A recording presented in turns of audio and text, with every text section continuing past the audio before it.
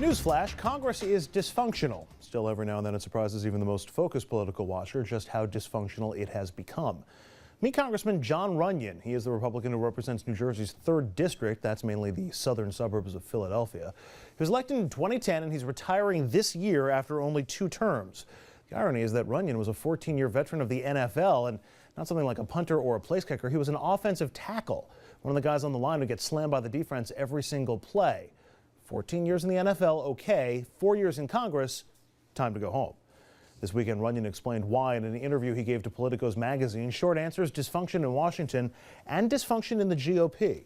Runyon complained about members of Congress whose agendas and strategies serve to advance their own interests and expand their donor base, as opposed to doing what's in the public interest, noting that I had noticed several individuals and self-serving strategies had become the focus of our attention. A classic example, you could say, of guys playing to get to the Pro Bowl rather than the Super Bowl. That's a pretty good quote. And Runyon slammed House Republicans on their vote on Sandy aid. Quote, even when it was pork-free, he said, that bill still garnered 180 no votes, including 179 votes in my own party. Many of these members had previously requested aid for their own districts following other natural disasters.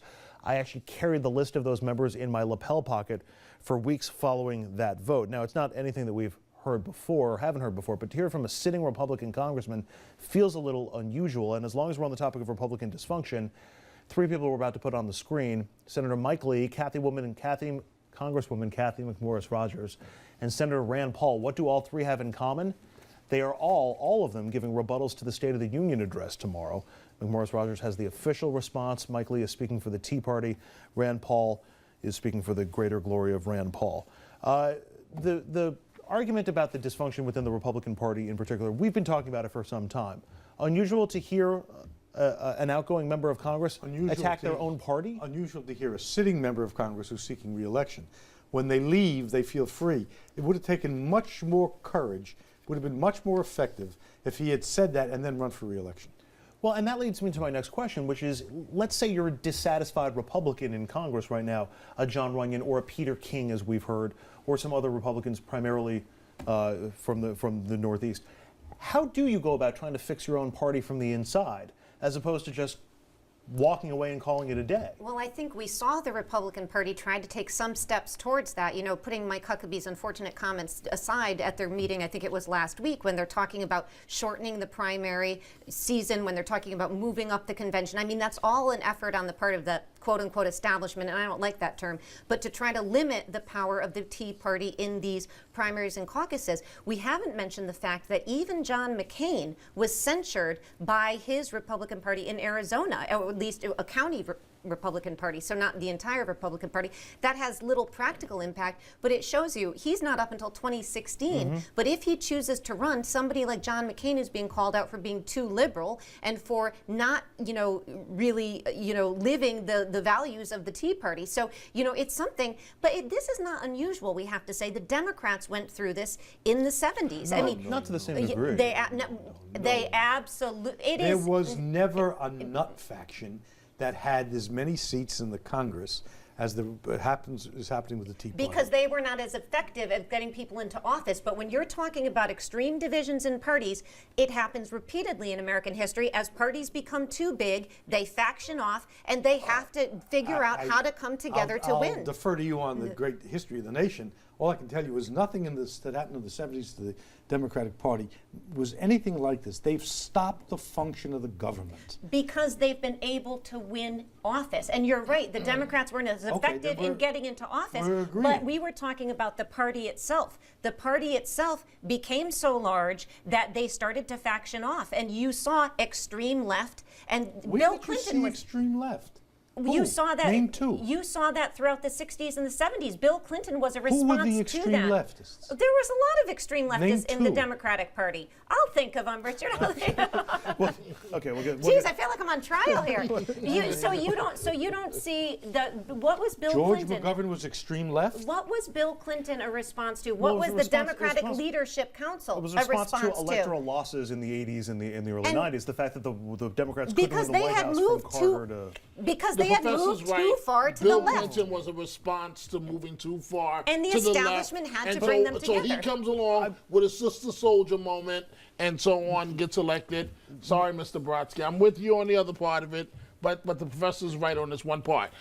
John Runyon, it doesn't surprise me. Football player, he's not part of the political class or movement. He's seen what we witness every day. Complete dysfunction. He should have said something when he was not on his way out the door.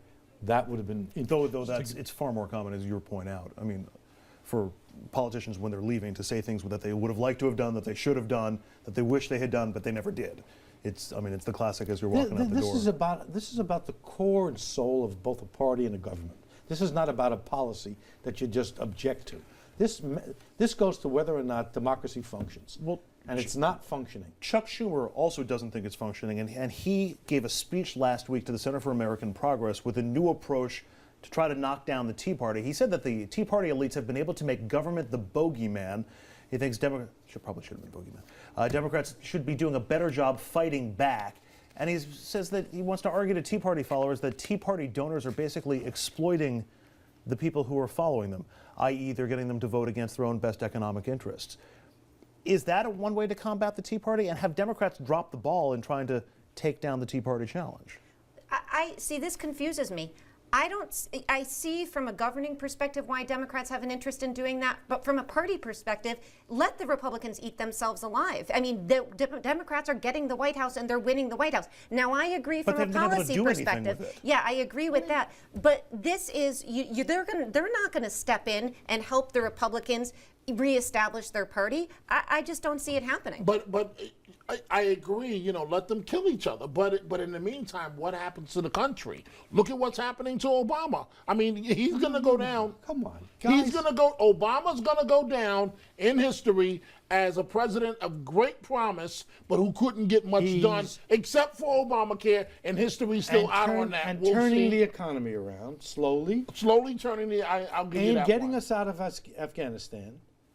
And getting us out of Iraq, and beginning negotiations with Iran. But what could he have done if he didn't have to deal with those nuts? No. I don't say he couldn't have done more, but the notion of Obama as a failed president, what do you want? The economy's getting better. We've got universal health care. Is history going to look at this president as a fully functional president who's done an outstanding job? I don't even know what fully functional means. I know that as to the things that matter in the daily lives of Americans, peace and prosperity and health care, you can say he's done. Things have changed for the better under his watch. He's been able. What do you want? He's been able to reverse policies that people didn't like, or policies that we could argue were bad for the country. But then the wars being among them, the economy. How do you explain? But other than healthcare, has he really been able to get a positive aspirational agenda forward? Yeah. He's now negotiating with our enemies instead of shooting at them. Now that may turn out and he's attacked for that too. Well, whether he's attacked or not isn't the thing. You asked if things are different. Things are different, and saying aside from universal health care is like saying, aside from the sun, the solar system is small. I'm sorry, but look at the polls. The American public is not happy with Obama's administration. They haven't been happy with it. He admitted it in the New Yorker. He is in the lower 40s for approval. All right, 43%. 42, 43. He used to be at 52, and everyone was happy. But if you look, 10% isn't a cosmic shift. Look at the polls. The latest ABC poll: 33% of the Americans say that they feel that he can make a positive impact on the American public and the American society at this point. So these are not grand times. I agree, he has done some things, but he himself has admitted that he has been stymied in his efforts. And Richard, you're saying basically, hey, you should be happier with this president instead of this president actually making people happy. No, I'm not saying that at all. I'm simply saying if you just ask yourself the question that under his stewardship, what has happened to the American economy? What has happened to the American foreign policy? What has happened to things that affect the daily lives of Americans like health care?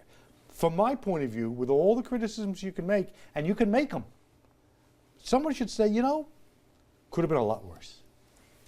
That's not a. I think they don't build memorials based off of.